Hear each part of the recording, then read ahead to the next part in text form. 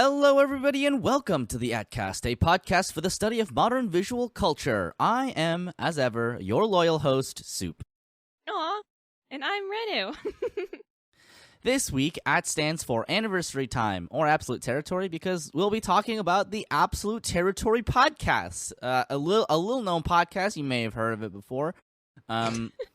And I have here written that we'll get into what we've been up to, but to be honest, this is going to come out so soon after the last episode that there's no real point, I feel like, unless anything like super exciting has happened to you. Something groundbreaking. Right, something just extremely groundbreaking. In my very exciting life. Yeah. All of the stuff that you do, especially during the holiday season. Obviously, we're all up to everything. All the time. Yeah, it's a whirlwind during the holiday season, and yet usually it's not really anything to report back on. I mean, yeah, you're like, I went to go see my family and stuff. You know, I went to see my family. I'm gonna be honest with you, I have no idea exactly when this episode is gonna come out, but hopefully it comes out before the end of the year. But if it doesn't, it's not like the end of the world. So let's talk about the podcast, which I'd like to open with by talking about our anime of the year, because I forgot that we kind of like did that for a while, and then we kind of forgot about it for a little bit and like sort of did it. So I obviously, looking at the year in review with all the context that we have, let's talk about the stuff that we really liked. This year, I should say, was really fucked up. And like aside from right? So like just aside from the fact that, all of the sort of stuff that's been happening, there's like really too much to talk about, if we're going by current events.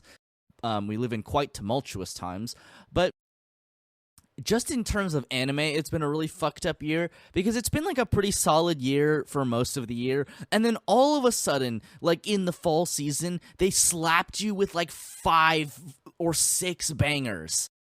Yeah, it was really interesting going through the year's, list of anime, because for the most part, it's like, oh, okay, this one was pretty good from this season, this one was pretty good from that season. And it's pretty normal up until you reach this latest airing season, which has been so chock full of really good shows that we can't even keep up with watching all of them. And they're all stuff that we're really legitimately interested in watching.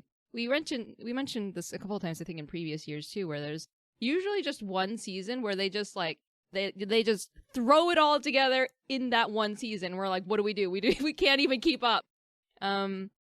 So that just happens to be this latest airing season, which unfortunately we haven't finished yet. We haven't finished. We're like so close to the end of it. Yes. Like sincerely, we are about like 2 or 3 weeks off of this season being complete.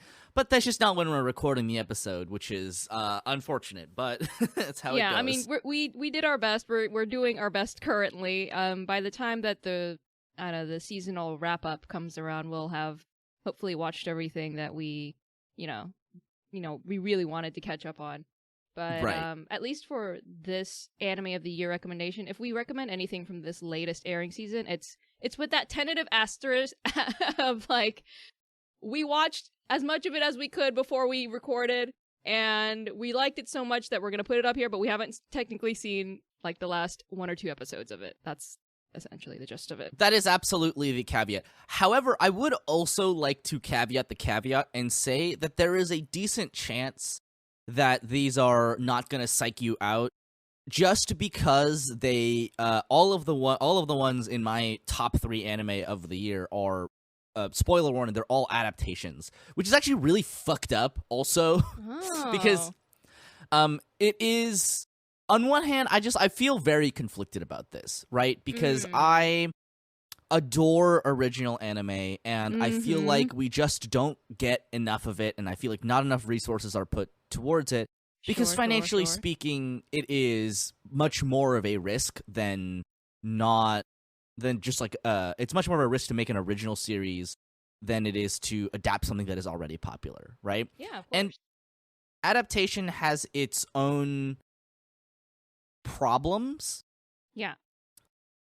But I think that for some inane reason, for some incredible reason, we got like 3 just right dead on adaptations. We got some good ones. Yeah. You know what? To balance it out, I've got a few that are not adaptations. So okay, cool. Let's get into it. So what are your top 3 anime? Or should we start with the honorable mentions? You know what?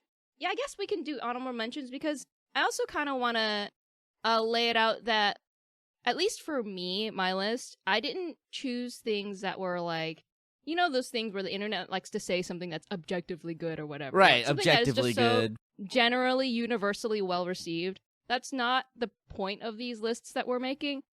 You guys, having listened to the podcast, know that Soupy and I have very, distinct tastes in our media.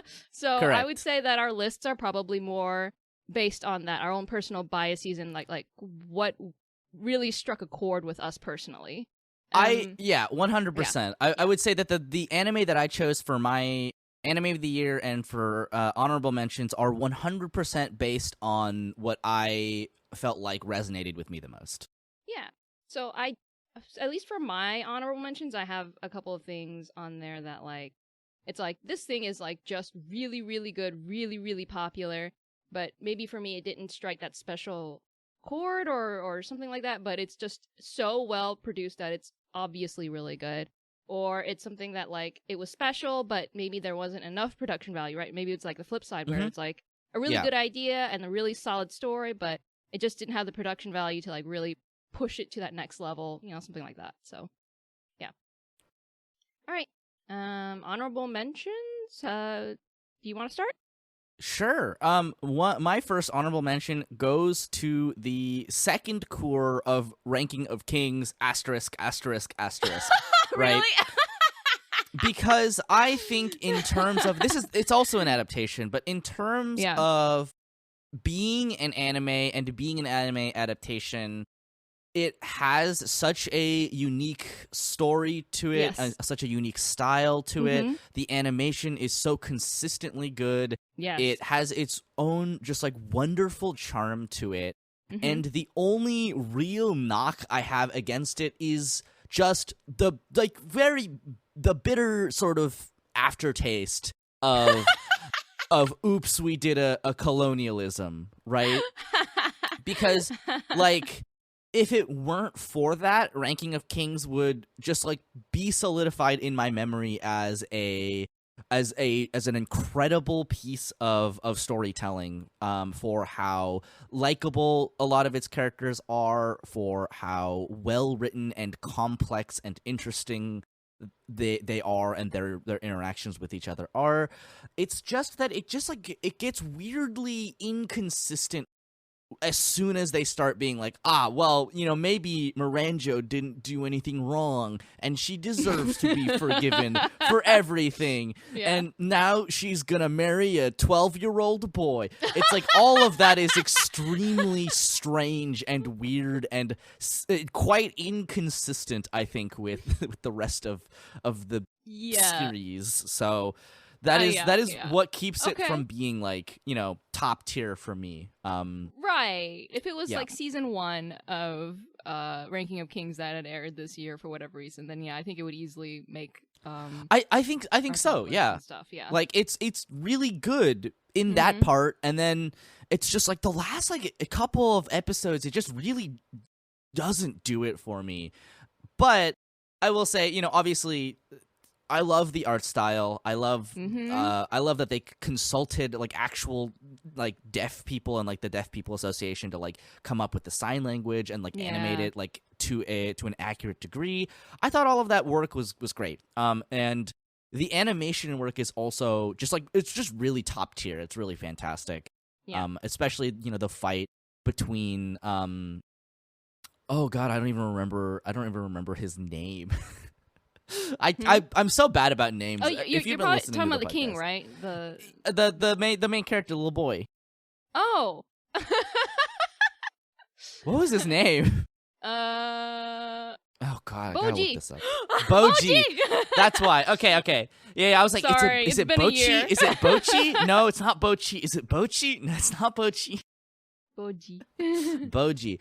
Yeah, like the fight between Boji and the spirit of Boss, Yeah. of King Boss. King Boss.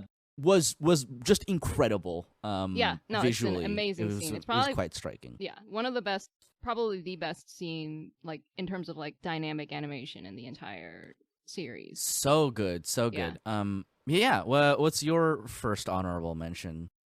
Let's see. I think I just wanted to like put this one out there because it was a solid anime, but that I personally really liked, but it was like handled in kind of like a budget way. Pari Picome. Pari Picome. I think that series is so charming. I think it's an easy watch. If you like, I don't know, just generally good music, and you want something that kind of will lift up your day a little bit, then it's a good series. It doesn't take itself super serious. I mean, it has a literal, three kingdoms man coming to modern Japan. Right, yeah. Has a historical figure living his life in modern Japan. It's funny and charming. I liked it. Yeah. I mean, I would also agree that it's pretty good for what it is, and I think that it's one of those shows where while it doesn't have the best animation possible, it does have something really special, which is that it uses the fact that it is an auditory and a visual medium to deliver some really good music. Yes. And I think that is, it's a really important part of the story, and they really did deliver on that. So, yeah. I also agree. I think it deserves to be shouted out. Did you have another one? Or? Yes. There's actually there's an outline open for the end of 2022 if you want to take a look at it. Oh my God, you're organized. I'm organized. I organized a bunch of stuff. I got all my eggs in my baskets and stuff. So the next one that I will shout out is Licorice Recoil, which was. As I said, as an original anime, I think this was really fantastic. I would say, in terms of being an original anime, this was really, really quite charming and really quite a surprise. It's fairly consistent all the way through, aside from just like a couple of things that you really just have to suspend your disbelief about and just think like, it's fine. It's just like it's an action script or whatever, right? I think that Licorice Recoil does a couple of things really, really right. And I've looked into the production of it, which is to say I've watched some videos about the production of it covering that sort of topic. And it looks like it was, a tight-knit team of showmakers, right, of creators, of animators, and the director apparently was not like micromanaging anyone. He just essentially let the animators and storyboarders do what they wanted with the show. And importantly, the show is built off of the dynamic between Takina and Chisato, and they auditioned the voice actresses in pairs to get the right dynamic down. And the directing advice that they gave them for the auditions was to try and talk over each other, right? Try to interrupt each other so that they could nail the dynamic. Because Japanese voice acting is done all together instead of one person at a time, like sort of Western voice acting is done traditionally. So I think it's one of those things where they really, really nailed the production of it because it was a tight-knit team of creatives that really trusted each other, right? It feels a lot like the quite the gems that we got in 2021, such as Skate the Infinity, which we loved, and One Direct Priority, which we loved, asterisk, caveat, right? But it shows quite, when you have a team of creatives that trust each other and are allowed to do the work that they want to do, you get something that's pretty magnificent, right? The story writing isn't the most incredible thing that I've ever watched, but it lands because the main dynamic is so good, because the characters are charming and likable and reasonably well fleshed out. You build a lot of attachment and care for them. You like the way they interact with each other. They apparently did a lot of the line readings before they did the animation. So anything that the actresses would ad-lib, they would just animate around, which is like fantastic, right? That's like the well, we have this idea for the genie in Aladdin, but ever since we got Robin Williams, we got to scrap the whole thing and do it again, right? And I think that it really produced something that is quite special, especially in the anime space, where more and more you have to be an established sort of property already to get adapted in any meaningful fashion, right? Mm-hmm. So I would say that it's fantastic, and 100% some of the best and most creative and most interesting gunplay in an anime. Yeah. So good, right? They were like, you know what? Chisato has the ability to dodge bullets, and it gives the action scenes this concrete sense of rhythm that is so satisfying. And you know, what else can I say about it? It's so good. It's a really solid show, like way more so than I was even expecting, having, when we watched the trailer and and watching the first couple episodes. I wasn't sure how it would end up playing out. And it ended up being like so easy to like. So yeah, the animation, of course, I think is the most stunning part about it, and in addition to the characters' dynamics and the creativity that they put into, like, even some of the background characters are really charming as well. So there's like quite a few surprising elements about this show, and yeah, I definitely do recommend checking out if you like a show that is about high school girls doing the action things. Yeah. Yeah. All right. Give me your next one. Hit me with it. My next honorable mention is going to be Spy Family. Very nice. Yeah, it has so much general appeal. Of course, it has to be in some kind of list, of anime of the year-ish list. It's really funny. It's very cute. I think the only reason that it doesn't hit my personal top favorite is because there was just so much good stuff that came out this year. Oh God, yeah. In any other year, Spy Family would have easily topped a list, which is like wild to me. Yeah, exactly. Like, I think there was just other stuff that came out this year that hit my personal biases more. But that being said, I think Spy Family is one of the best, if not the best, feel good, wholesome family shows of. I mean, it's in the title, but family shows of the year. Definitely easy. I mean, if you're into anime at all, you would have already heard about it. So there's not really much reason for me to recommend. If you're interested in watching it, you're already watching it. Exactly. Yeah, for sure. Yep. Okay, I'm gonna say for my next one, it's gonna be, and this really kills me to not have it be in my top 3. It's gonna be. Honestly? It is.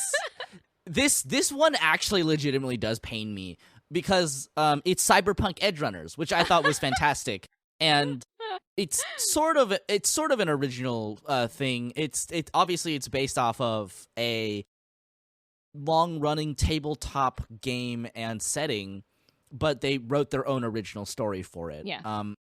And man, Cyberpunk Edge Runners is like Trigger operating at maximum capacity. They went so off the rocker with this, within the constraints, obviously, that they were allowed to run within, because obviously other Studio Trigger works, you got robots throwing galaxies at each other. It's technically Gynax, but you know what I mean. Right? It's the same guys. And you have fucking fire aliens blasting each other, right? and Yeah, all of yeah, that yeah. stuff. But Cyberpunk Edge Runners obviously is operating within a sort of more grounded but absurd in other ways universe. It depicts quite a vibrant and interesting adaptation of the cyberpunk world. It delivers a charming and effective and, like, honestly fairly straightforward and very Trigger-esque story, while at the same time managing to keep a reasonable emotional core and making you feel some feelings about stuff. And man, what a treat for the fucking eyeballs it is. It's like this is like hooking up a battery to your taste buds. It's so wild to watch.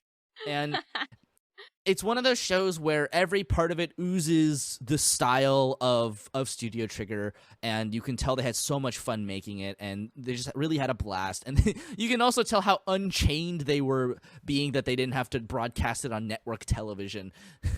It's just also pretty funny. Yeah, it's a really interesting thing, right? Because there's like fully unhinged, unleashed Studio Trigger, I feel like, is like, stuff like Promare, right? Where they just like, they go full on, like everything that's Trigger is in this work, right?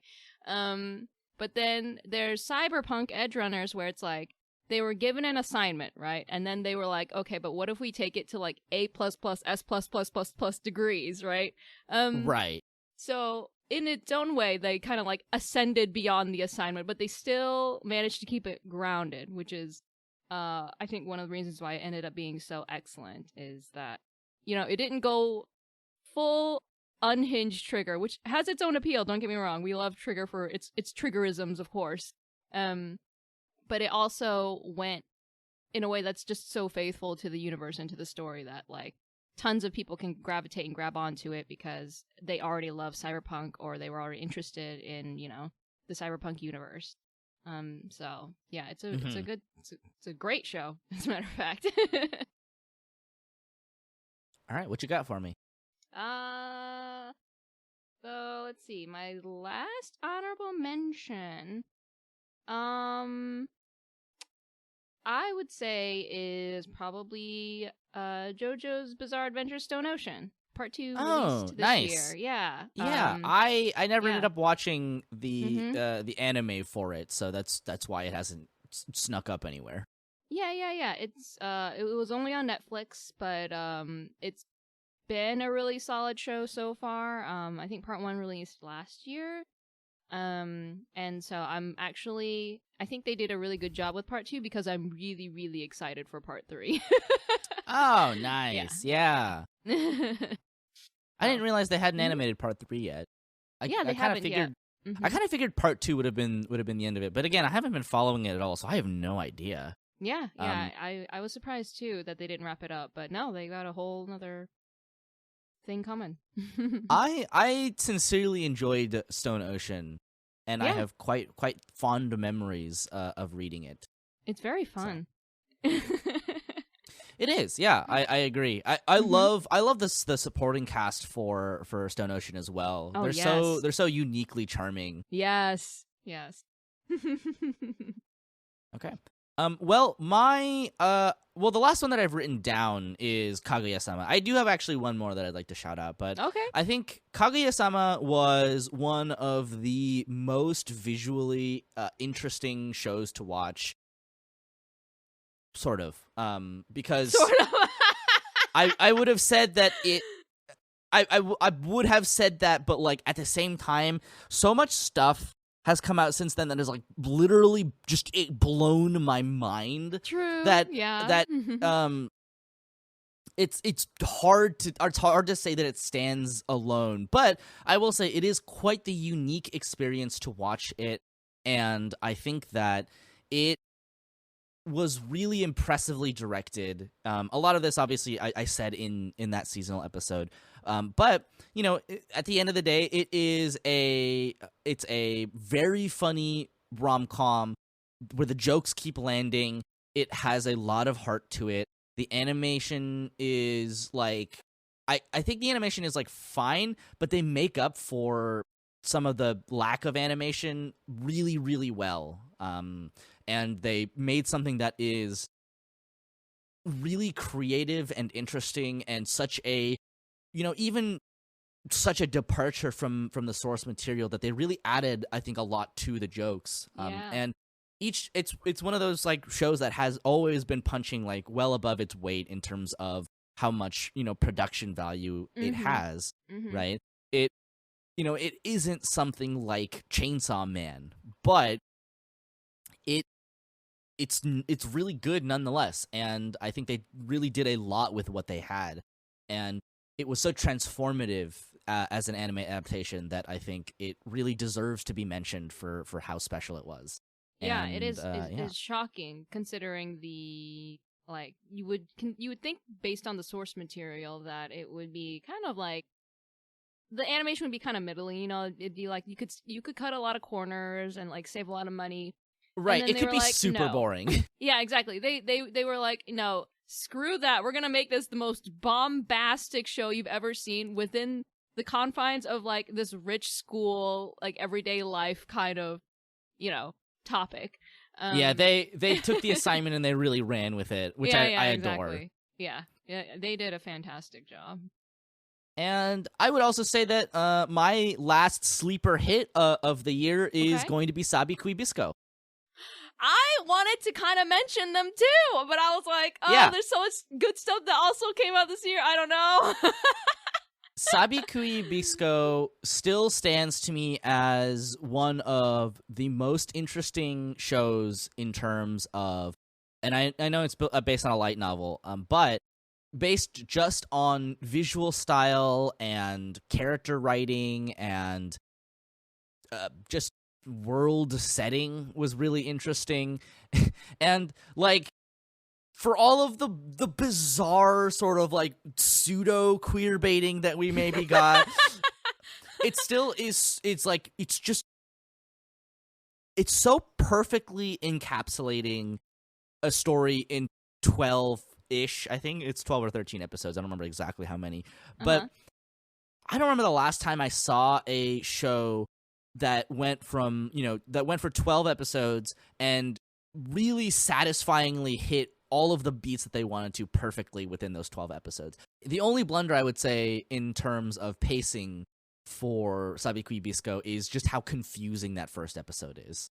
Yeah, they really missed the mark, I feel like, on that. And I'm sure they had some intentions when they put it together, but I guess just narratively speaking, as a viewer, it felt really confusing, and it wasn't until, honestly, for me, until like episodes 3, 4, and onwards that like... Yeah. It felt like, okay, I'm wrapping my mind around the story now.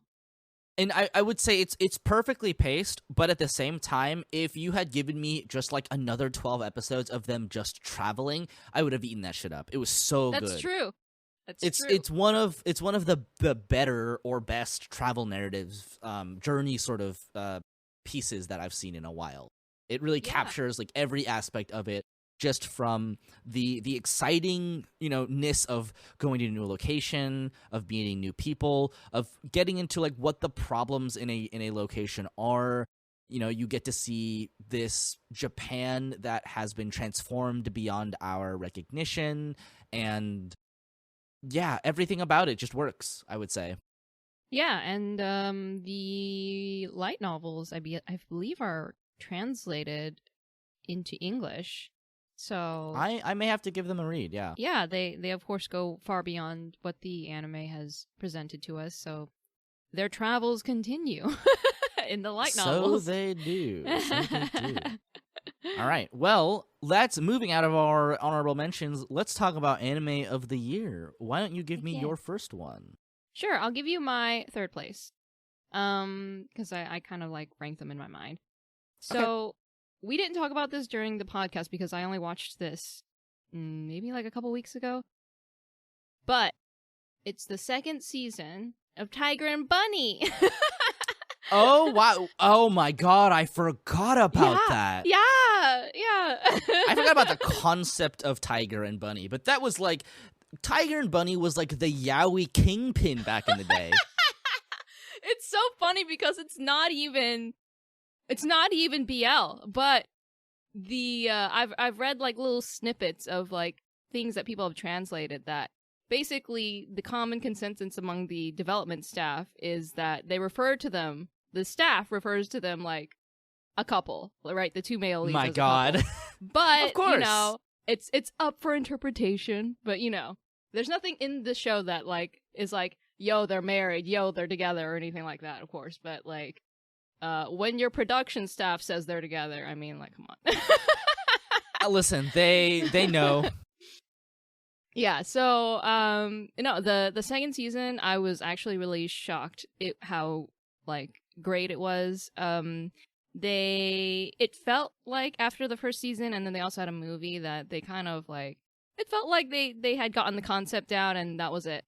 But the second season, they basically introduced the buddy system for other superheroes in the show. So Tiger and Bunny are the quintessential duo, right? They're the top two buddies, quote unquote. But they basically paired off the other superheroes in the show. So the second season is about like exploring those other heroes' dynamics. So it kind of switches the focus a little bit to spotlight some of the other interesting characters. But it also is just kind of interesting to see, rather than Tiger and Bunny be the I don't know, the two bickering, I don't know, old married couple trying to figure out their relationship. They're already solidified, and so they're trying to basically mentor the other superheroes a bit. And then they also have, you know, they have like the antagonists or whatever that come in, and they end up wrapping up some plot threads, some other character arcs that were set up in the first season. And then the second season, like, ends with a huge banger. Like, they wrap up, like, so much stuff and such an emotional moment. I was like, why am I getting so worked up over this, like, very cutesy superhero, like, show? Like, it's just, like, because most of the show is just like, you know, the superheroes having like a nice time competing with each other. They fight the bad guy, big action thing happens. But then the last episode wraps up so many character arcs so well. I was really gobsmacked.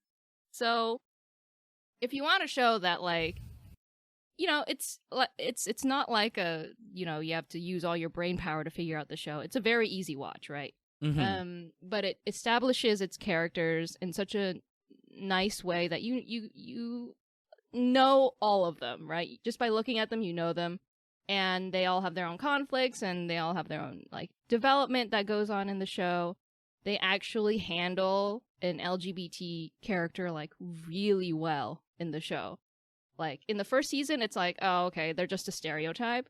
But then in the movie and in the second season, they like really go into this character's backstory and like in a respectful way, I would say, that you don't really expect from anime. Anime doesn't have a great history of you know, treating its LGBT characters well. Anime and being respectful to queer people couldn't be me. Yeah. So stuff like that, right? Where like it's just like little special things like that really make the show, I think, shine. So sure. Yeah, that's why it's on one of my top anime of the year, because it really surprised me with how well it told its own story. So, nice. Yeah. Mm-hmm. Okay. My number 3 is going. So I would say that my ranking is based on a couple of factors, and my number 3 for the year is going to be Chainsaw Man. Oh, which is interesting because I mean I think Chainsaw Man is realistically going to top a lot of people's anime of the year sort of things, because it's objectively quite good. Studio Mappa, obviously well known for overwork and crunch and all that stuff, put out this show, and it is so clear that they care so much about it. And I think this is really interesting, and I don't want to get into this too much, obviously. And like I'm gonna give real cliff notes for all of my choices, because again, spoiler, they're all from this season, which I'm so mad about. Like, you don't understand how much that actually upsets me. So Number three is Chainsaw Man because it is a fantastic adaptation.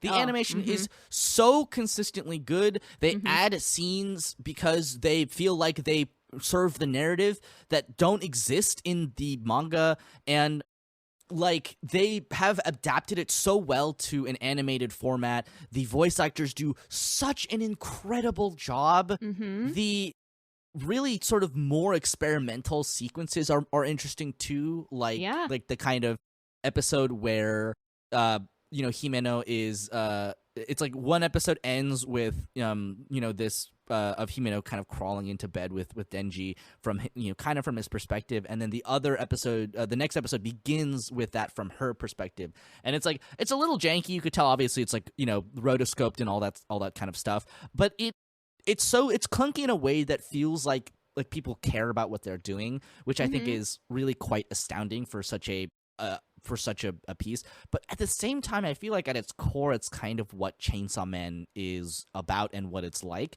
because Chainsaw Man is this really special thing that you are not going to see again for quite a long time. It is something that is like really just hit the fucking gas in terms of how popular something is, despite how, I would say, despite how arcane it is.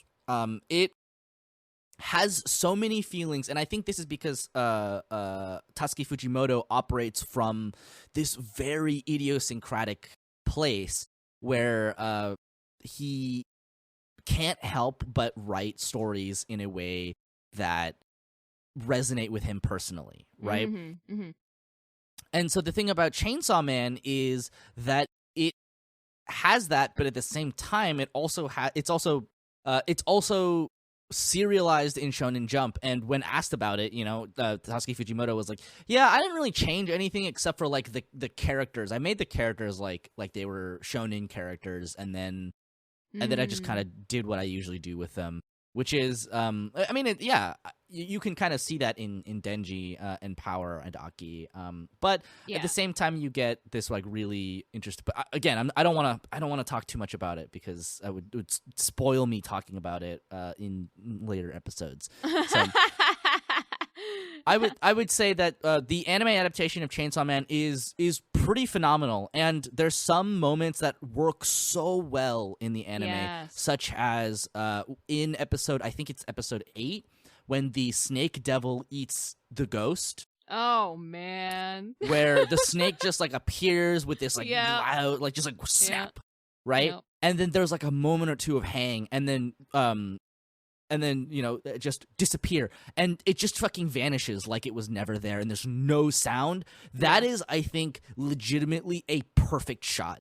Like, no joke, straight up, I think that is one of the best shots of the entire year, if we're going just by singular scenes, right? It was maybe 20 seconds of anime, and it stands out to me as one of the best scenes in the entire year. It's so good.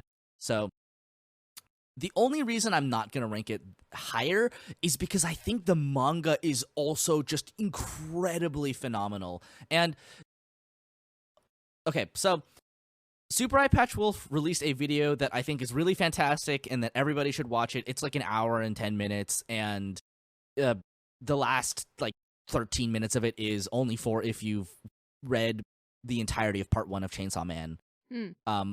But the rest of it you can watch if you've just watched the anime. So what I would say is that there are certain things that only work in the manga of Chainsaw Man because Tatsuki Fujimoto is so good at drawing and paneling and pacing manga. Like he lives, breathes, and eats manga. He understands it just on such a visceral level. Because it's his chosen medium, right? And he understands. And that's the only thing that I would say gets lost in translation there. But at the same time, I would say that the anime adaptation adds a lot of its own interest and charm, and the fact that they have a bunch of different they have a different ending sequence for every single episode, and they chose a bunch of artists, a lot of them having like Vocaloid backgrounds. A lot of them are at the end of the day, they're independent creatives, right? And there's something really special about reading interviews, the like little blurbs that they give about these songs. They were like, I'm really surprised that I was reached out to write a song, write and perform a song for Chainsaw Man, and most of them have really good things to say about it. They recognize it as a piece of really special art, which is just like really cool. And it's kind of like this moment of artists recognizing artists, and I think it's so fantastic. I'm really glad for all the success that Tatsuki Fujimoto has had. He's truly a strange man, and I wish him the best. So that's what I would say for number 3. All right. Chainsaw Man number 3. Okay, so let's, I guess, move on to number 2. Yeah, what you got? So I'll go first. My number 2 is Mobile Suit Gundam: The Witch from Mercury, which is also wow. Yes, God, yes. I didn't put this on either of my lists, and I really wanted to, but I made a special exception for these 3 because they're still airing. That's fine. You know what? This one is also still airing, but it has been so special so far that yeah, I wanted to put it up there because it's already it's gripped me. The whole time that we've been watching it, it's gripped me. Yeah, I'm so excited to watch the conclusion. I mean, I guess we'll talk about it during the wrap up how it ends, but I think yeah. the only reason I didn't didn't put it on one of my lists is that Witch from Mercury feels like it still has the greatest potential to flop. Oh really? And I don't think that's like a knock against it. I don't think that is really any kind of other statement against it. I think that it's just it is trying to tell quite a complex story, and I really need to see how it pans out. Whereas the other stuff is adaptation, and we've seen most of it, right? That's fair. So that's the only thing I would say. Yeah. But yeah, I mean, honestly, it could end up being that way, that like I'm like, oh my god, I love Witch from Mercury, and then like a couple weeks later when we release the wrap up, I'll be like, I can't believe they did that. Right, exactly. So my feelings, at least for right now, it's great, and we've watched I think most of the season. Yeah, it's at least so far feels like a really, really special entry into the Gundam universe. It is its own like I don't know, own anime only, thing. But yeah, I would say, like, as someone who's watched, Gundam like growing up and all that kind of stuff, this show is really, really something else. It's not like the biggest Gundam show, it's not the most high stakes Gundam show, but it tells its own little story really, really well. I think it's the show that's really captivated me. One of the most captivating shows from this year, and that's why I just had to put it up on my list. In terms of animation, it's amazing. It's the animation is grounded and delightful, and the characters are also really sweet and charming, and I love them so much. Yeah, I'm rooting for them. I'm hoping that it'll wrap up well when we ever watch the finale. But I hope so too. Mm-hmm. I would say this about Witch from Mercury, which is that I think it is one of those things where it's like a very well executed story that is really good at making you care for and root for the main characters. And I think that there is something really special about a show that makes you like actually legitimately feel like you're on the side of the protagonists in a way more than just this is the person that we're following. Yes. It is like, it's quite rare that I'm watching an anime and then like, the thing happens, the anime thing where they're like, oh no, we're gonna lose, what do we do? And then they do the turnabout where they're just like, we got you, right? And it's so rare that happens, and I'm just like, yes! yes, yes. Like internally, I'm just like screaming, I'm cheering, I'm crying. Yeah. But that's happened, I feel like, multiple times in Witch from Mercury. I feel like every time she walks into a duel, I'm just like, all right, Suletta, you got this. I believe in you. Yeah. You better win this. You gotta win this one. She's So, the protagonist that somehow inspires so little confidence in terms of like she's really meek and shy and she has no confidence in herself, but she loves her Gundam, she loves her friends, and she's willing to put herself out there for them. So you're like, you can do it, Suletta! Put him in his place! You can do it, Suletta! Space's best bachelor!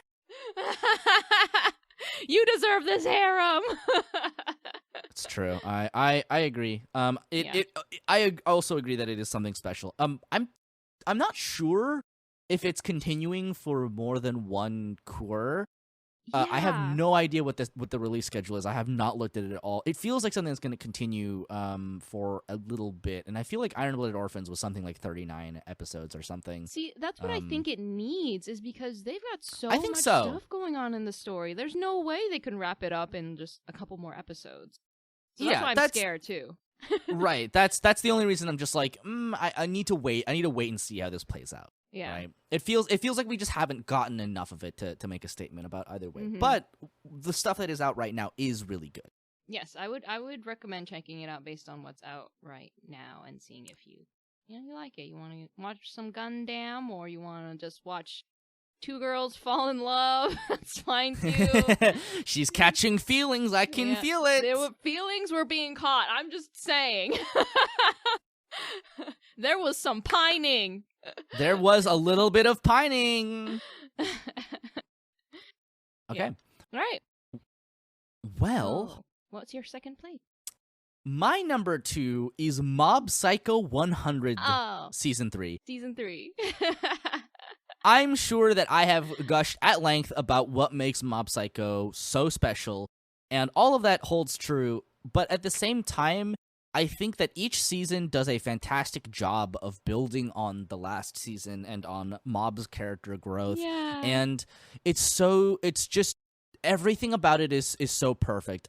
Mob Psycho 100 truly feels like a perfect adaptation, because they adapted one's style flawlessly. Mm-hmm. They add their flourishes where they work, and so good. The story and the characters are just so endlessly charming. They're so sincerely written, and like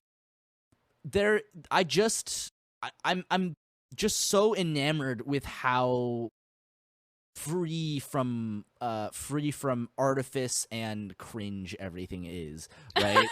Like, it's so heartfelt and sincere and willing to be exactly what it is, because Mob Psycho 100 was a webcomic. It has that heart to it that a lot of successful webcomics do, which is that, amateur productions have this really special sincerity to them that is hard to replicate in larger productions. And it really carries through. And for sure. My God, like what else is there to really say about Mob Psycho 100 at this point, other than like you care so much about Mob and you want to see him succeed, and you're so proud of how far he's come. They have they have an episode where it opens with him, playing soccer, and it's a direct, callback to the first episode where he's like completely unable to, but now he can like play soccer. Yeah. And you're just like, wow, right? My and son. so like he's grown emotionally and he's grown physically, and these two things are related to each other, and he's become more comfortable being his own person. And that's why the latest arc is such a gut punch, and why it like is so devastating, and so like the stakes feel so high. Yes. I think that's one of the most amazing things about the show, is that you feel like the stakes are high whenever there's a big conflict. But you're like, oh, Mom's, he's got his psychic powers or whatever. He's OP. He'll manage it. But at the same time, that there's a personal cost whenever his psychic powers unleash in that way, whenever he hits 100%, right? And so that really comes to a head in this latest season. And you having cared for this boy for 3 seasons, if you've been only watching the anime or if you're reading the webtoon. Oh, no, my Yeah. child. I also think I love Mob Psycho because Mob Psycho and One Punch Man have this very interesting thing to say about power and about talent and ability, and they say they're essentially approaching the same topic from different angles, and I think Mob does I think a more effective job of it overall, just because of how grounded and how relatable and how endearing everything about it is. Yes. Right? One Punch Man is this meditation on power and what happens when you reach the peak of it, and how lonely it is, and how ultimately, like, the power itself doesn't really give you anything, right? It's the relationships and the people around you that give your life meaning, right? It's like at the end of the road, it's like, what do I want? Like, what did I want this power for? And the answer has all along just been like to protect the people around me, Yeah. And Mob has a very similar sort of ethos to it, where it is like your powers and abilities and the things that you think make you special don't necessarily make you special. They make you normal, right? And ultimately everything and everyone is just trying to get to a place where they're able to connect to other people in a genuine way. And the people who utilize their talents to try to do that without understanding what exactly it is they're doing, or how they may be hurting people is just really interesting, right? It's both a meditation on power, and it's also, and I think in some ways, a thought about what it means to make art, right? And what it means to be talented. Like, there is, if you look at one's art, it is really astounding in its own right. But I think a lot of people will look at it and they'll slide off of it because it doesn't look conventionally pretty. And like, what does it mean to have good art? And would that be something that is more able to convey what you want to convey, is if it looks attractive, right? And Bob's answer to that question is like, probably not, honestly. Realistically speaking, you don't need that, right? It doesn't make you special, it makes you normal. And I think it's interesting because really I feel a lot of the same from Tatsuki Fujimoto, who is notably Tatsuki Fujimoto, I learned this recently, is self-taught, right? He's had no formal training, and as far as people know, he's never worked under another mangaka, right? So his style is completely self-taught, aside from one oil painting class he took. Amazing. So yeah, Mob Psycho just really, it just hits you, man. Yeah, I do like that reflection. The comparison between Mob and One Punch Man is like, it does feel like, at least for One Punch Man, he's already got the ultimate power, I guess I should say. He's already basically on the top, and he's a man who is reflecting back on what that means, what that cost him, and what's important now that he has it, like what he thought that he wanted, right? He doesn't actually have what he needed. And then with Mob, it has a very different investment where you're watching all of this happen in real time. You're watching Mob have these powers, but he's still developing his sense of, morality. He's developing his sense of like what's important to him. This is all just currently happening versus a person who is reflecting kind of on it in hindsight and then trying to learn those lessons now, right? Because Mob is younger. So in that way, it's got its unique investment of Mob could so easily turn into someone that is like horrible for the world, right? He could destroy the world or whatever, he's got that level of power.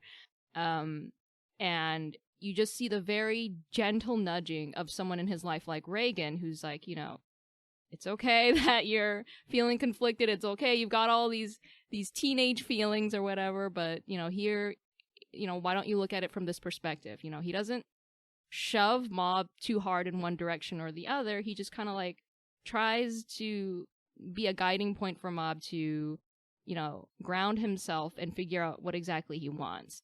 And so I think that's why it's one of the more compelling stories, I'd say, in terms of that dynamic, because he's at a really sensitive age, and the people around him and the community that he's developed, you know, especially in this latest season, you really get to see it all come together. These are all the connections that he's made over the course of the story. So, yeah, I also would highly recommend watching Mob Psycho. I mean, especially up through season 3, of course. So, yeah. Yep, and obviously, like, saving a lot of thoughts, a lot of analysis for the wrap up, the fall wrap up. So won't go too deep into it there, but yeah, Mob Psycho really just like it just hits different. And then also they bring back the like oil painting ending, animation so ending, good. which is just like boy, my brain hurts like, thinking about it. I legitimately missed it in the second season. I was like, oh, they don't have it anymore. And then they brought it back for this season. I was like, yes, thank you. My prayers. It is so good. If you don't know, I'm pretty sure there's only like a couple of people that do this kind of animation in the world because it's so expensive and time consuming. It's literally crazy. Oil paint on glass. Yeah, and they do it. It's like frame by frame, like, and there's a bit of like rotoscoping, you can tell with some of the, you know, walking or running animations that they do, but there's also a lot of stuff that isn't rotoscope that you're like, that's just pure animation. That's pure, they put what was in their mind onto the oil paint, you know what I mean? So it's very, very good. At the very least, check out the ending for Mob Psycho. It's 100 so season good. 3. It's so good. All right, Renu, give me your second anime of the year. We already did that. Oh wait, is it my turn for? No, wait, what? Give me your first. Remember? Give me your first place. Yeah, it's my first place now. Get it together. Oops. All right, my first place anime of the year. Give it to me. It's one that we already mentioned before, actually. It is Cyberpunk Edgerunners. Wow. We already talked about the show, so I'll just elaborate a little bit as to why it's my number one. And I would say whenever I think of this show, I think of how I haven't seen anything like it in a long time. And how whenever I think of this show, it still hits a note in my heart like, oh, like, oh, what a special show. Oh, how good it was. Like, all of that, yeah, right? And of course, I feel it. Yeah, just, I have so little to even critique about it. I think it's not like a flawless production, obviously, because does that even exist? But also, yeah, what is really? Yeah, but it is just that special of a show that I think I will remember it for many years to come. And it tells exactly the kind of story it wanted to tell, right? I feel like the artist's intent was there and fully achieved and realized. I mean, that's also even evidenced by the fact that Cyberpunk took a huge, like, increase in sales after the anime release. Right, which is, I mean, that a lot of people are in for a sort of rude awakening in terms of, like, the Cyberpunk 2077 story was nowhere near as good as Edgerunners. It's okay. I don't know. Listen, I'm not gonna yuck your yum if you liked it, you know. Yeah, I would say the anime itself is just so phenomenal. Like, visually, I'll remember tons of the scenes for a long time from now, like the story, the social commentary, you know, all that kind of good stuff. Social commentary. Yeah, no, it was really solid. I feel like all the way through. I feel like Cyberpunk was one of the best things they could have given to Studio Trigger. Yes, because because they can't do that thing where you know what? I was watching a video recently that pointed out that there's a really decent chance that it's not Imaishi who's writing these like twists in the story that are like, actually the marginalized person was the bad guy all along.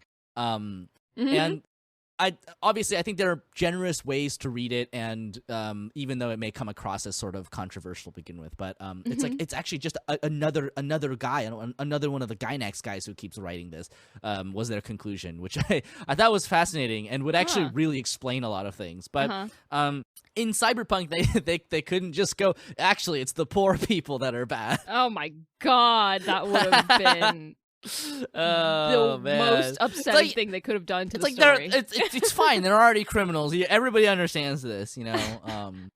But yeah, cool. I love that. I love that for you. All right. So what's your number one? My number one, I'm not certain if this will be a surprise to anybody, really, but my number one pick for the year, and I really hope that the 2 episodes that I think are the last episodes that I haven't watched yet land, because my anime of the year is Bocchi the Rock. Yeah, big drum rolls.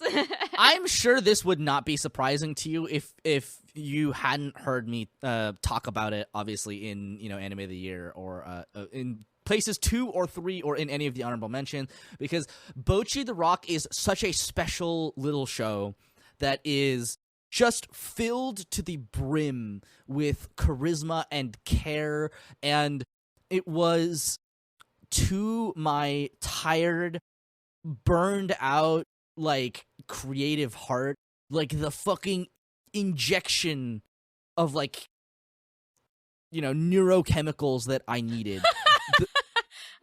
There is a moment in Bocchi the Rock where the band, the titular band is bombing on stage, and they can feel it, right? Yeah.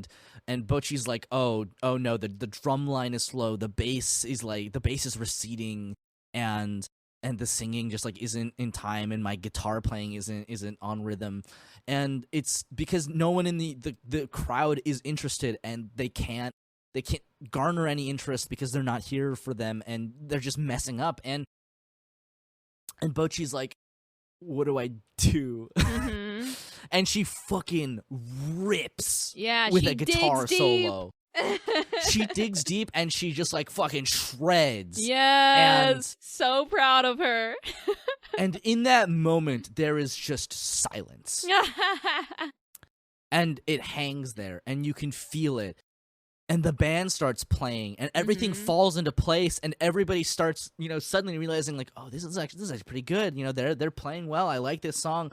And the crowd starts jiving, and it's such a, like, to me, I think above, like, all else, above any other scene that I watched this season, that scene to me was so perfect on a personal level of, like, what it means to make art and what it means to make things that other people will see, and the abject terror of making something that other people are going to experience and come away with their own sort of opinion of, and it might bomb, right? We have been doing this podcast for 5 years now, which is crazy to me. And it's absolutely wild. And I would say this year, above any other year, the podcast has felt very just heavy to me. And it's like a sort of, it's a tempest of different factors, right? It's a culmination of a lot of different things where I worked, just physically speaking, harder than I have in any other year previous, given that I, started doing a part-time retail job. And I worked so hard doing that, and I did the podcast, and I did, writing contract work, and there were just a lot of, just like really in the middle of the year, around the summertime, everything felt so hard and so hopeless and so like tough, and I was like, what the hell am I even like making content for? And that kind of pressure is crushing, especially for somebody. And I think, and it's also just like, oh, third year of the pandemic, let's go, baby, right? And all of this stuff was just compounding and making me feel like I was trapped, and I wasn't able to do what I wanted to do. Bocchi the Rock came into my life at really the perfect time, because I had at that point, like, you know, we were far enough out from the first time I had read Blue Period that my brain was just like, oh god, what am I even doing this for, right? And then Bocchi the Rock comes in and just goes, bah! It's Like- her slamming on the stage, right? Her foot, and then she starts Right, ripping off. she slams on the like the crunchifier. I don't remember what it's called, the crunchifier, and she fucking rips. And that moment is so perfect because it expresses everything that you want from that, which is like, there is a sort of feeling that I think that is the moment when Bocchi realizes what she's playing guitar for, what she's you know, what she's making art for, right? Where, you know, until now she had kind of been like, well, it's like a way for me to like get famous and and to like get popular, make friends, right? Get popular, yeah. and at the sort of underneath that, right, of what she consciously wants from it, there is this desire for somebody who is deeply, deeply socially awkward, and it is difficult for her to relate to other people. And what she wants is to be able to relate to other people, to have relationships with other people. And like at the end of the day, that feels so much like what the fuck art is about. Art is this incredibly innately human, deeply human thing where you take something inside of you and you like do something quite like traumatic, which is you try to make it into something that other people experience, and you try to get them to see what you're feeling.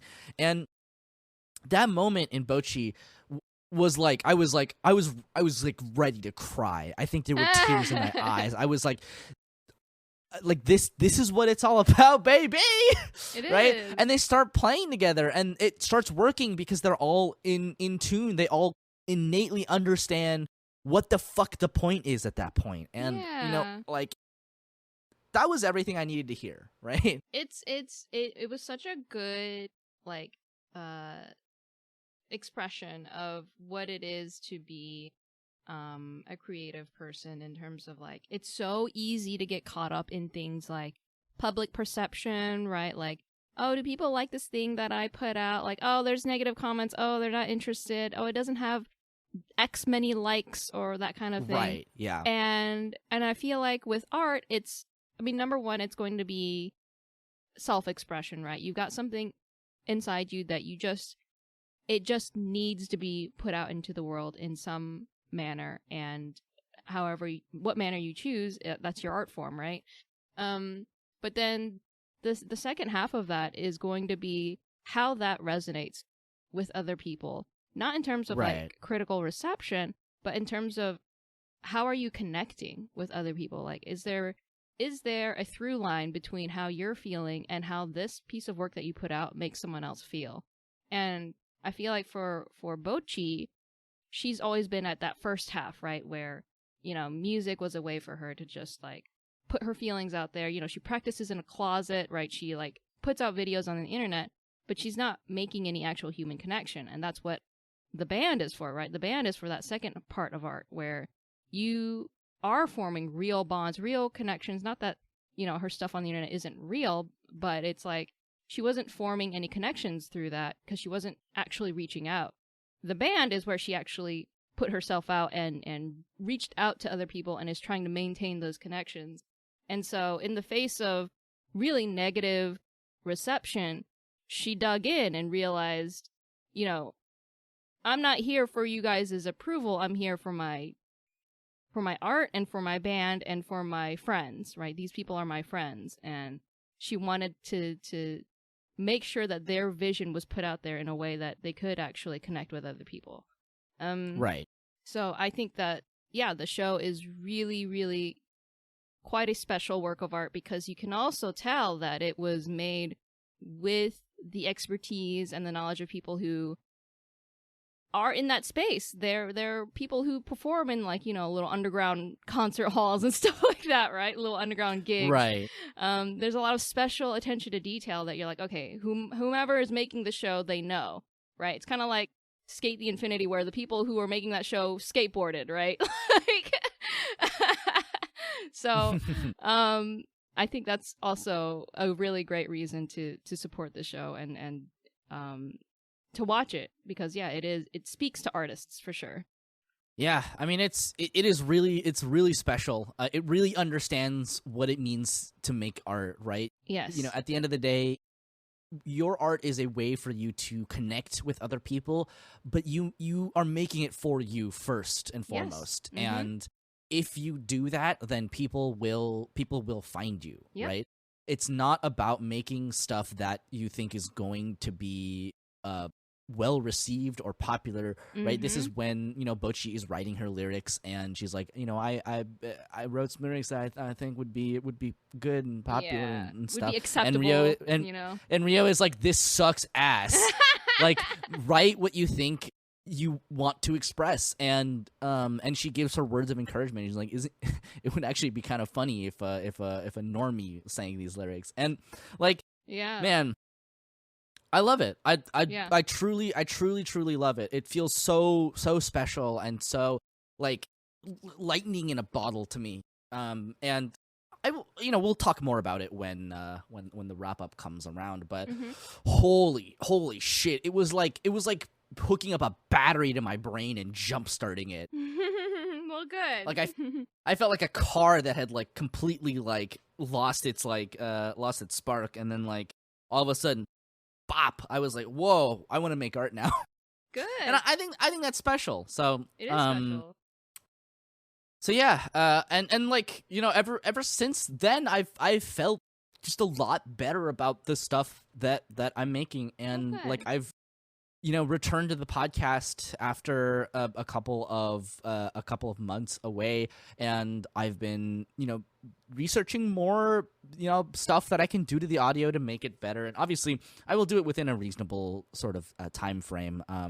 We can talk about this also, which is, we can just transition right now into talking about the podcast, because you know, we've been on for 5 years now. 5 years, you guys. Isn't that that's crazy? Pretty wild.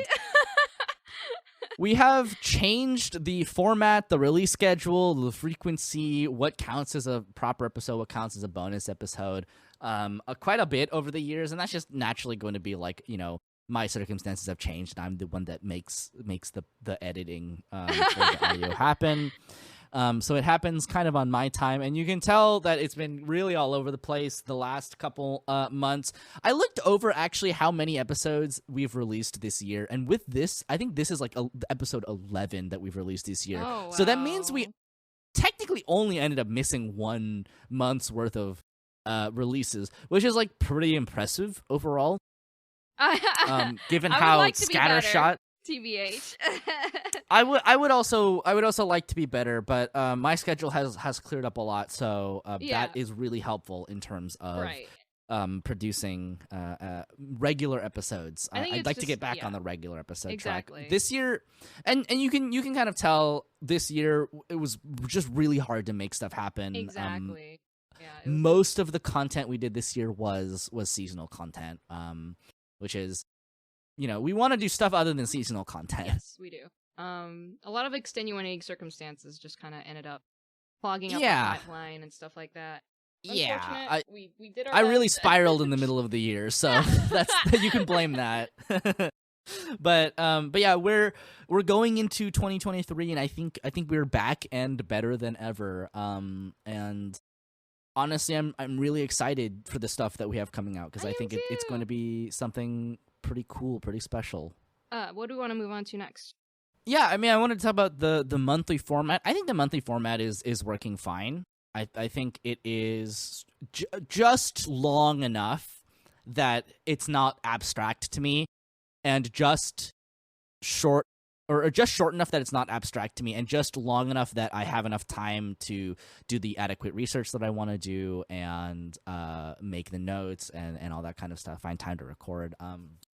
Obviously, it fell apart this year, but next year I will have so much more time, and so I'm really looking forward to getting back into the rhythm of it. I think we're still gonna go with the format of the wrap-ups are going to be episodes, right? A monthly release, and then the samplers are just going to be they come out whenever, which I think that format has been working fine. I like the way that we've set that up. Okay.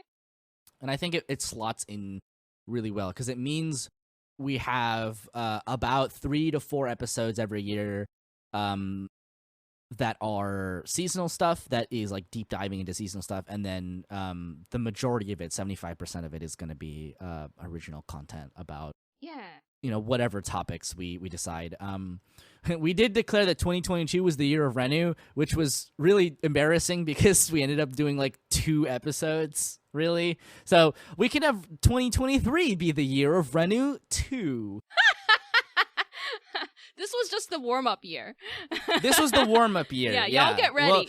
Well, get ready. We're going to talk about everything Renu has ever wanted to talk about. Oh, boy. Back and better than ever. But yeah, so the monthly episodes are going well. The Patreon has been going well. Oh man, thank you guys. Good lord. Yeah, if you don't know about it, we do have a Patreon, and we do thank the people who subscribe for supporting us. Right? It's not necessary. It does help keep the lights on because subscription costs for anime are not the greatest because there's so many services. But yeah, I mean, thank you so much to the people who have been supporting us. If you do support us, there's 2 really special gifts, I would say, or rewards you get for supporting us on the Patreon. One, which is you get to see our live reactions to the seasonal trailers, which we don't really post anywhere else. Yep. And that's a good time. You can see some of our other friends come on, which is fun. And also, you can, if you subscribe for $5 a month or more for any time during the year, so you could just do this for 1 month and then decide you want to, go back to $1 a month. You'll get a postcard that is drawn and designed by Renu, and it's signed by both of us. We write little heartfelt notes.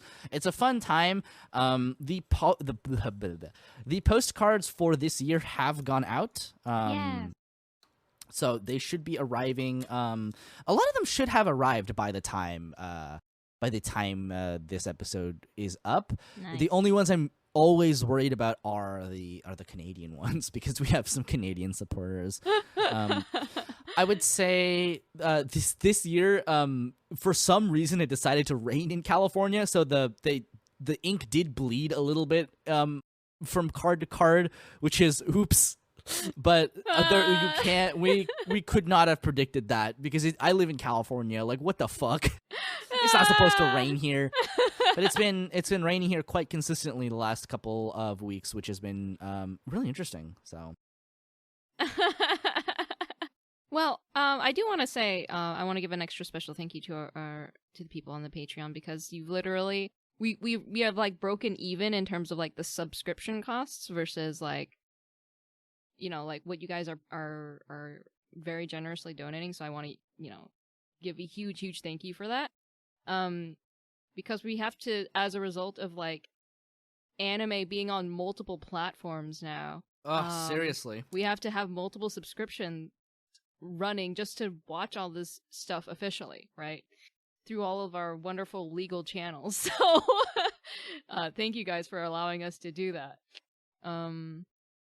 And yeah, it's always greatly appreciated. We'll, of course, continue shouting you out at the end of every episode, though.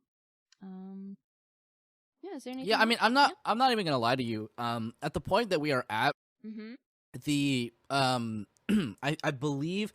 I haven't checked in a while, but I believe that the Patreon support is covering like basically all of our monthly costs for keeping stuff up, right? Right, exactly. So it's paying for all of our anime streaming service subscriptions and paying for our Vimeo hosting and like a Google Docs like hosting and all that kind of stuff.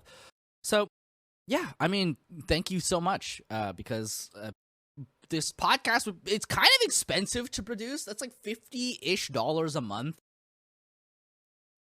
Thank you. Which subscriptions, may not anime subscriptions. I was gonna say, which may not be like a ton for like, you know, if we were making like a big professional production or anything, but for basically like two people and like me, like I'm just counting two of me, right? And then, you know, I imagine that you've started doing the videos again, so really we're both pulling like double duty here.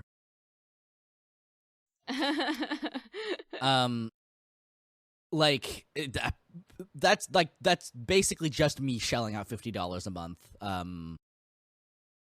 which would be really hard for me otherwise, because it's not like I have like a job. This is, you know, this is something that I realized, which is that the problem that I realized in the middle of 2022 and how unsustainable my workload was because I was essentially a full-time content creator, operating off of an amateur's budget, like a one-person budget, and also, you know, operating as a person who was also working like basically 2 or 3 other jobs. Like I woke up one morning after I don't remember when this was, but I woke up one morning when I didn't have work, and I realized like I haven't had a day that I could like sleep in and relax in literal months. I had been working 7 days a week to make stuff happen. So 5 of those days I would work.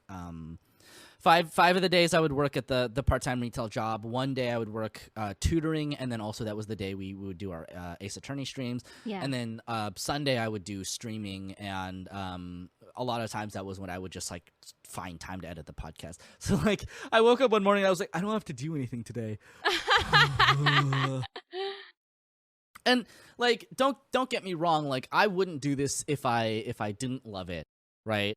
I really appreciate like everybody who's been supporting us, whether you've been supporting us for 2 months or the entirety of our 5 years as a podcast.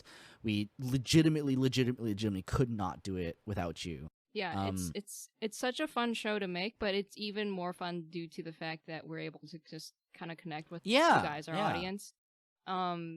And it doesn't matter if you guys are throwing money at us or not. Like we just really appreciate the support, especially during times when, like, you know, stuff happens in our lives and we're not able to produce the episodes for whatever reason. Like, you guys have always been really understanding of that and really supportive, and we just like we can't tell you how much that means. Like in any accurate sense of the term, like it's just so mind-blowingly sweet and like like touching the way that you guys are just you just. You're there to, I don't know, to just support the podcast. I don't know. I don't know how to put this into words, honestly. No, yeah. And like honestly, like even if you don't decide to support us financially, right? It's an option for you if you like the content and you have the means of doing so. But it's not an expectation. No. Honestly, if you just wanted to like pop into the Discord and talk every now and again about, you know, just the stuff that's going on in the podcast or just like stuff that's going on in seasonal anime, like that really means like so much also, right? Yeah. It is just as valuable to us. Yeah, or even if you're just listening and absorbing, you're like, hey, I'm on my walk or whatever, I want to listen to an episode, and that's also like that's what we're here for. That's when we make this kind of thing. So it's all appreciated.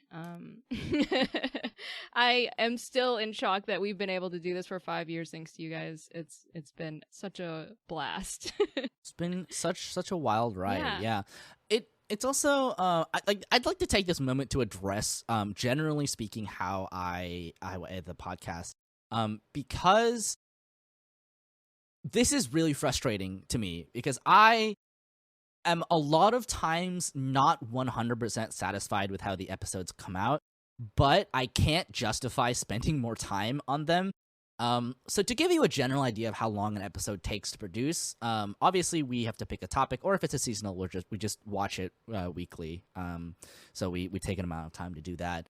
But we will generally pick a day to record. We'll record. Usually the recording takes it depends on the episode, but anywhere from like an hour and 10 minutes usually is on the shorter end to like 2 hours and 40 minutes for it was actually 3 hours for the last really big episode, but like 20 minutes of that was just us kind of like fucking around and like going to the bathroom and stuff, because that is a really long episode to record. And I have a little bird bladder that just requires liquid to pass through my body at incredible rates.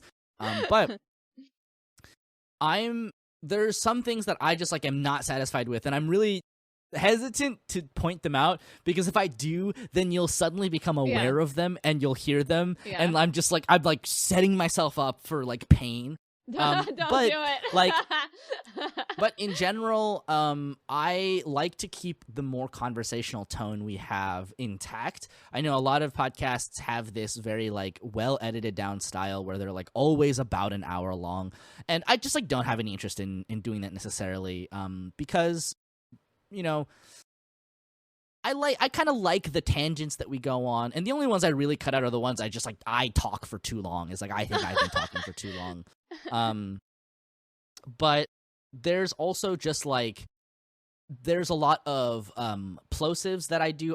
I just enunciate my words very strongly. So my plosives and my sibilants, which is like the P sounds and the S sounds, are like my mic discipline. I don't think I have to explain this. It's like awful, right? I peak all the time. And my audio setup is like fine, but it just like is not equipped to handle the way that I speak, which is like just a little bit too aggressive on certain sounds. Expressive. Right. And the thing is that you can actually edit those out.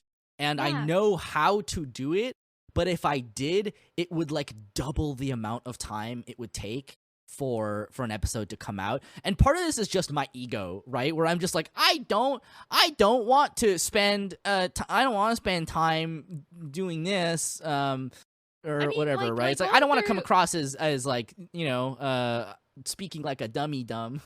I think going through and editing down your each P or each S that you're unhappy with like manually is like actual insanity. Listen, I would do it if this was my full-time job, but it's not. But it's not. And so that's the thing, right? Is that like a lot of programs like we used to have Audition, right? I think if we get to a point where we could afford that again, then it has like tools in there that just automatically do that for you. And that's why Adobe is able to charge money for what it makes, is because like it has like a de-esser and like things like that that will automatically just tone those kinds of sounds out. Now, I will say this, which is that I'm actually like I'm quite comfortable using Reaper now. I am so morally opposed to subscription services that I like could not ever bring myself to go back to Adobe unless it became my job and my job was paying for it, right? So like if I became an audio engineer or if I became a video editor and like the company I worked for was paying for Adobe Suite, I probably would go back to using it. I have to relearn how to do it.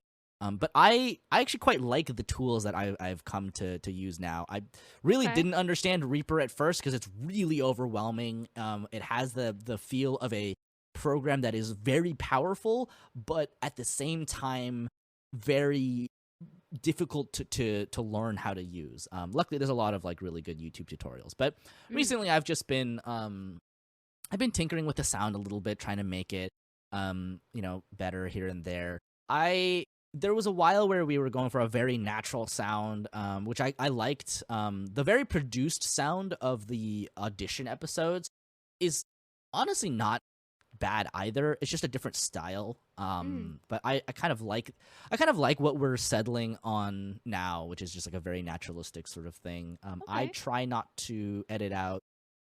So what I do is I say a lot of filler words because my mind races at like 1,000,000 miles per hour, and I just try to edit out the ones that are very obvious. Luckily, I have a pattern of speech where it is very obvious what is a filler word because it comes up as this like separated block apart from other audio form wavelengths in Reaper that I can see.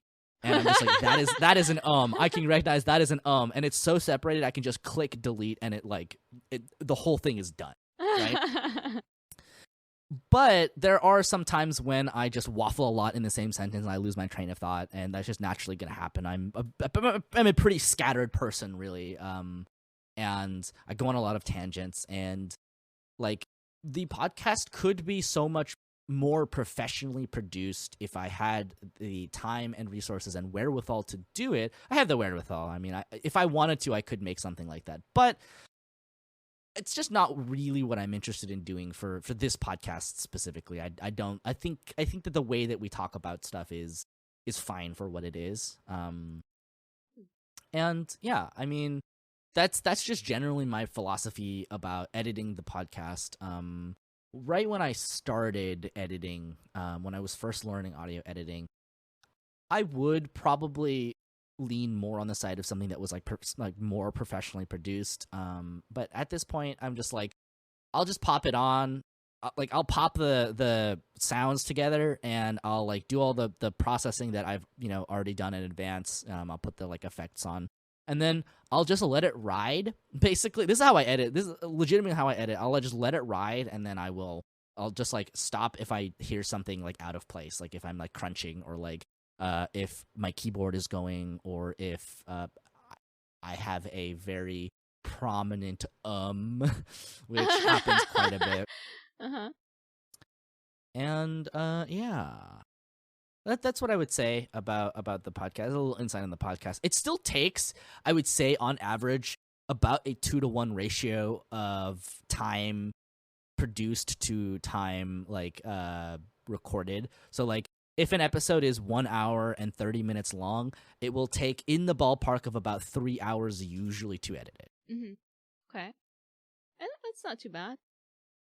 It's not too bad, but obviously that's like after like 4 years of streamlining that process down. Yeah, I mean that's good though. That you It used to be a pretty atrocious, but yeah. I also had a lot more free time back then. So it's good that you've gotten it down to that degree, because you have to. I mean, regardless, it's going to be at the very least the length of the episode, right? Because you have to listen to all of it.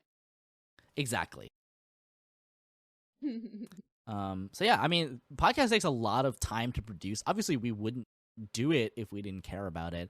And like, there is obviously a part of it where I could just really not edit much of anything and just let it completely ride. But that would just chafe against my sensibilities so hard. But yeah, I don't know. Looking back on 5 years of the podcast, I think we've done a lot of really interesting discussions, a lot of really cool stuff.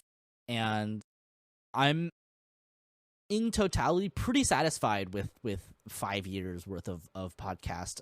That's not to say we'll stop doing it anytime soon in the foreseeable future. It really did sound like some final words, some parting words, right? But yeah, I mean, I guess like just thank you so much for being along for the ride, and thank you so much for listening and discussing the episodes and talking about anime with us. And yeah, bro, half a decade. that's like pretty wild. That's substantial. Oh my gosh. Like rubbing my temples also, right now.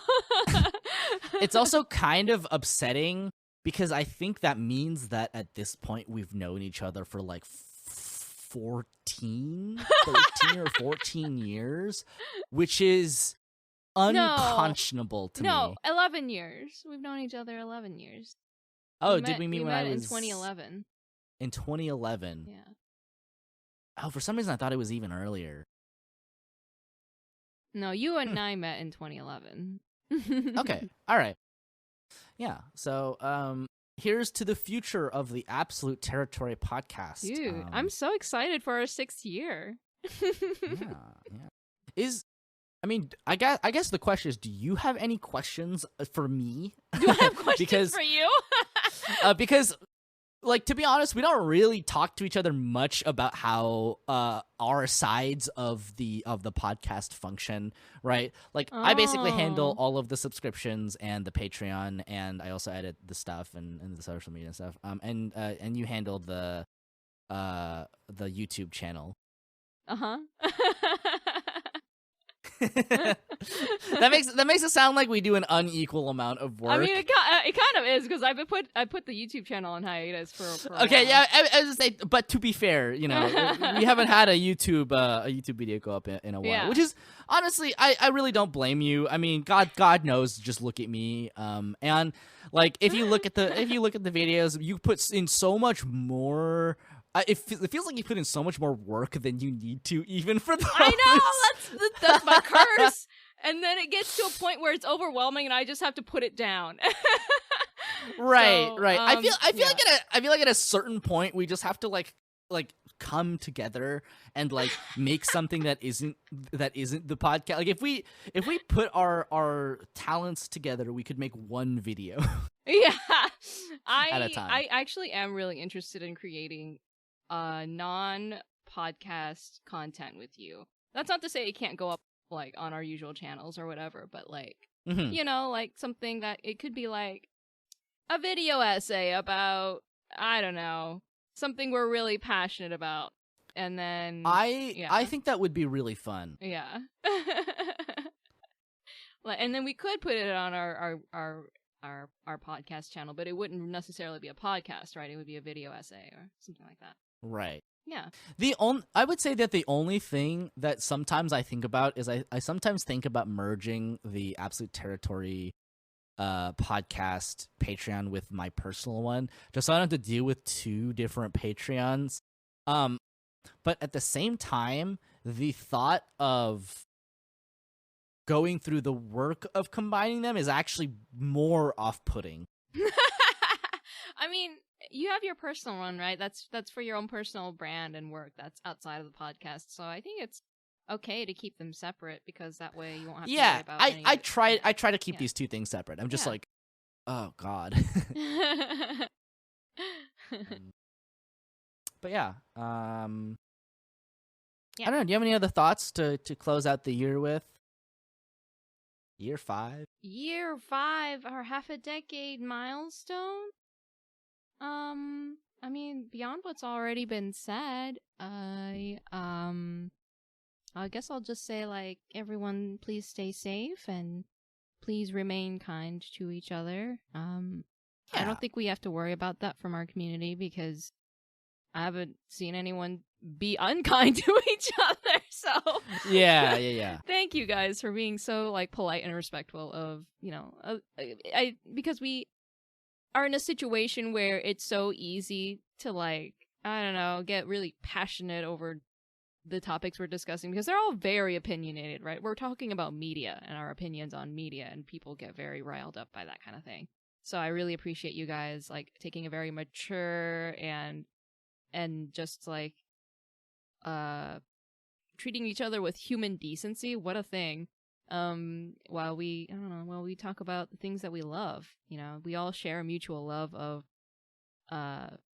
you know, animation and just like this type of media in general. So yeah, it makes me feel like, thank goodness there's some hope for humanity if we can all come together in a civilized manner to talk about the things that we God. like. Yeah. Isn't it just? You know what? Okay, I will say I have one regret. Okay.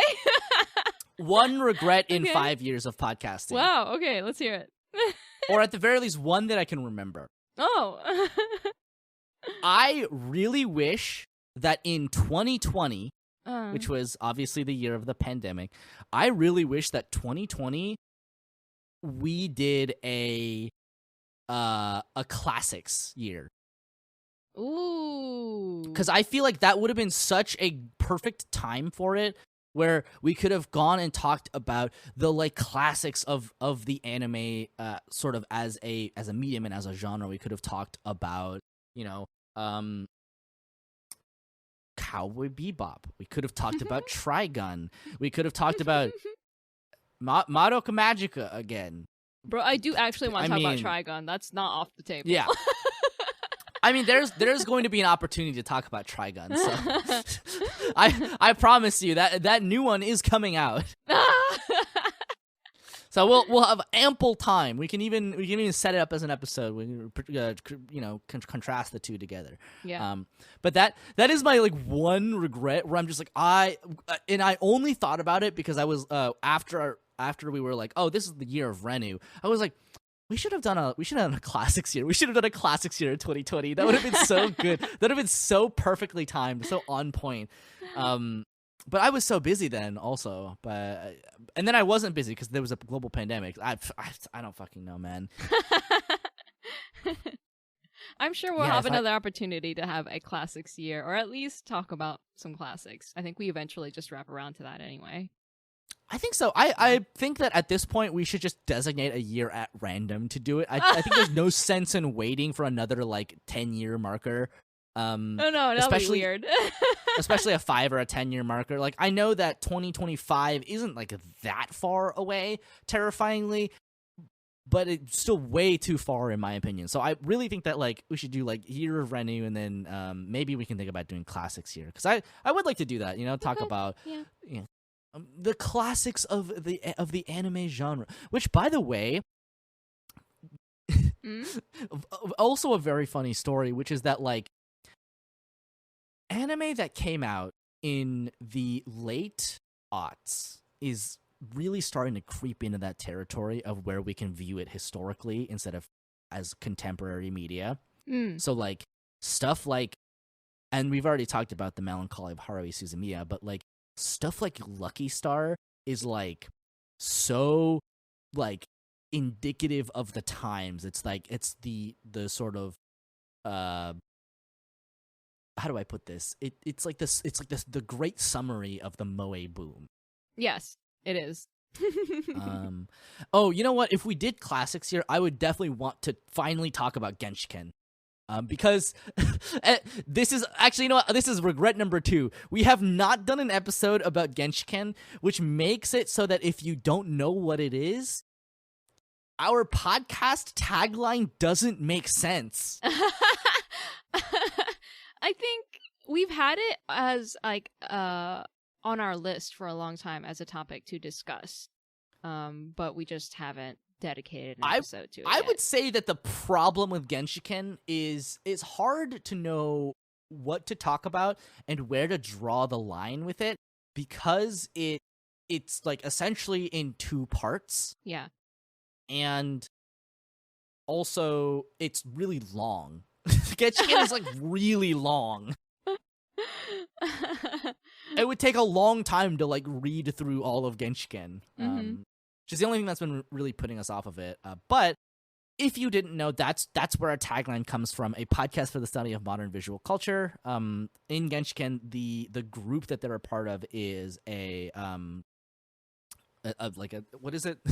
It's like a study group for the oh god, I gotta look this up. It's been actually so long since I've seen it.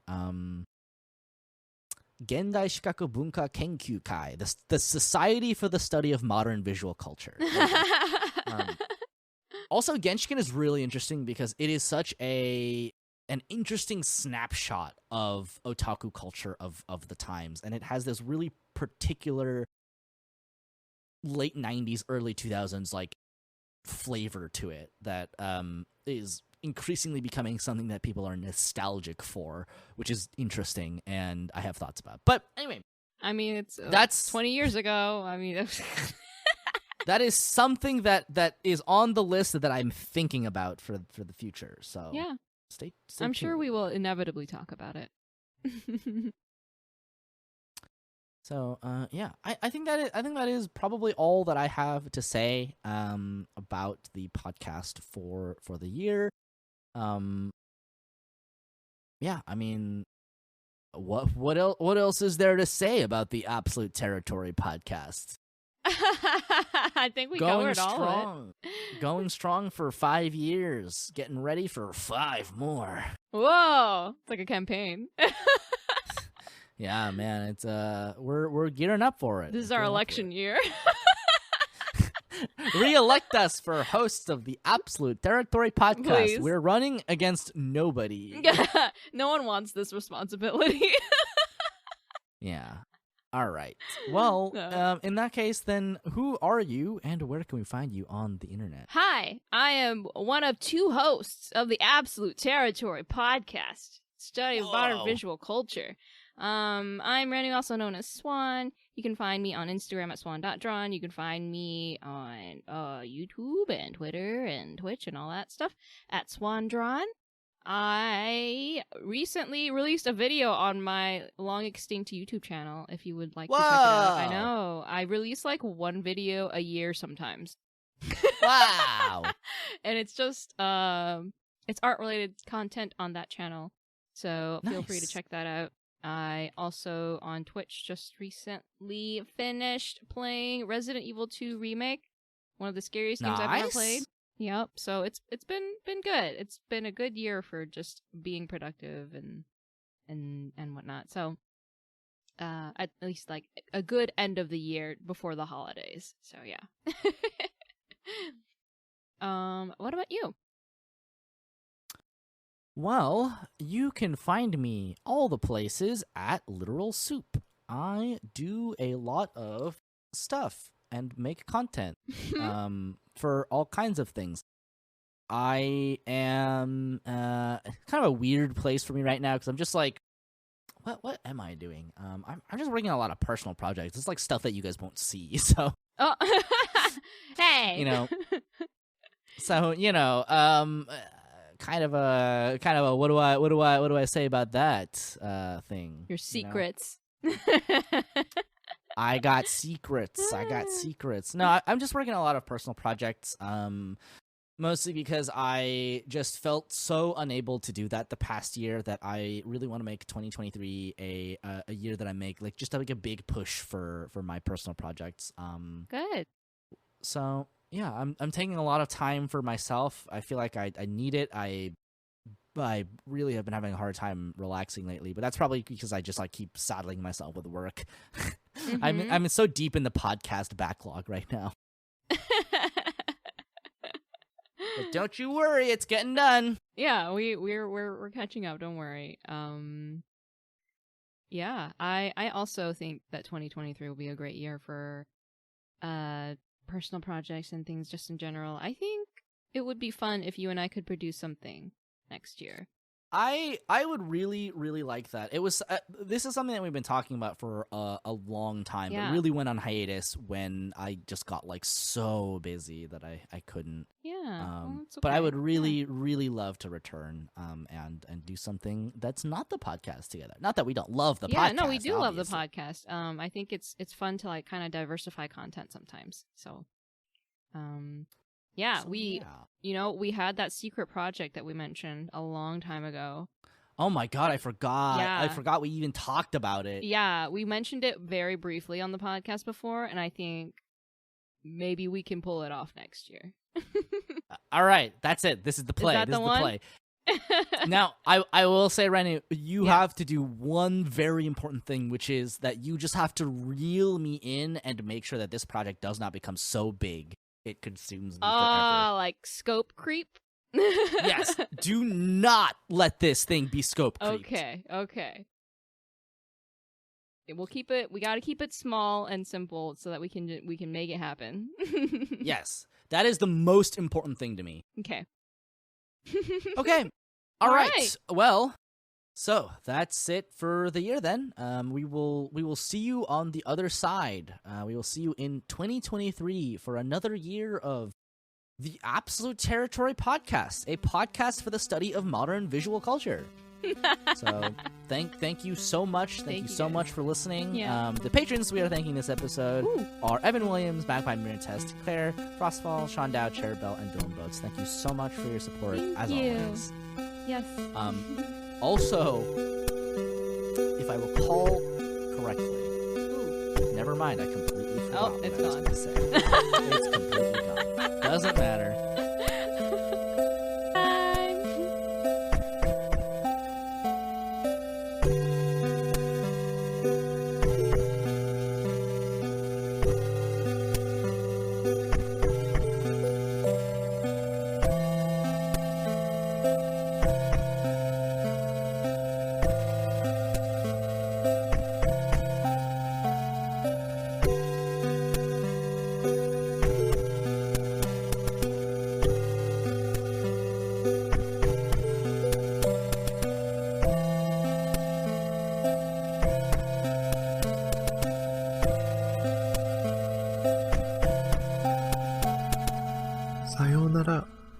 また明日ね。